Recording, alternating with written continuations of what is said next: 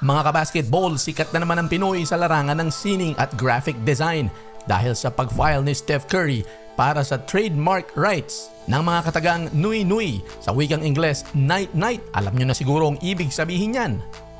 Nagpasiklab sa dalawang pinaka-importanting laro ng Team USA sa Olympics si Steph Curry, ang semifinals laban sa Serbia at ang finals laban sa France, kung saan inilabas niya yung kanyang night-night celebration sa final 3 minutes sa kanilang 98-87 na panalo kontra sa host France. At sa isang interview pagkatapos ng laban ay makikita si Steph Curry na suot ang isang hoodie na may artwork sa dibdib na Nui Nui.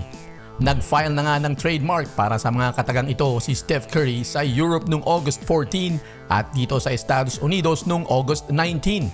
Ayon sa filing ay merong intensyon si Steph Curry na gamitin ang mga katagang yan para sa mga apparel na ibebenta, at isang Pilipino ang kinuha ni Steph Curry para magdisenyo niyang logo na yan.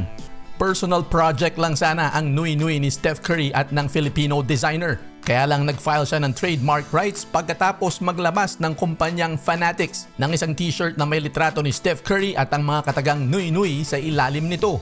Ang nagdisenyo ng graphics design doon sa hoodie na suot ni Steph Curry ay isang Pilipino, art director, designer, 3D artist na nakipag-collaboration na sa mga brands kagaya ng Adidas, Chicago Bulls at marami pang mga Web3 projects. Kasama na nga si Steph Curry. Nagkaroon ng koneksyon itong si Mike Fogg kay Steph Curry 3 taon nang nakakaraan sa pamamagitan ng kanilang mga common friends at business partners. Nagsisimula pa lamang siya noon bilang isang art director. Nakagawa na siya ng ilang mga proyekto, mga isahan lang at custom projects para kay Steph Curry. Pero ito palang Nui Nui ang mukhang lalaki dahil nga sa impact na nagawa ni Steph sa Olympics. Sinimulan ni Mike Fogg at ni Steph Curry ang proyekto mid-June, malapit ng mag-Olympics noon. Pero hindi nga lumabas ang hoodie na ito hanggang sa matapos lamang ang finals, na kung saan nagbida si Steph Curry. Perfect na perfect ang pagsuot ni Steph Curry ng personalized custom-made na Nui Nui hoodie sa kasagsagan ng selebrasyon sa pagkapanalo ng Team USA dahil sa kanyang malulupit na 3-pointers.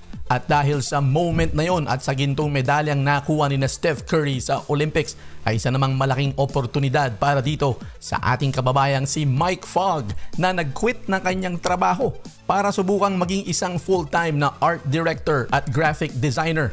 At mukhang magbubunga naman ang kanyang pagtaya sa kanyang sarili, lalo na sa oportunidad na ibinigay sa kanya ni Steph Curry. Kaya pasalamat din tayo mga Pinoy dahil sa pagtitiwala ni Steph Curry sa talento ng Pinoy.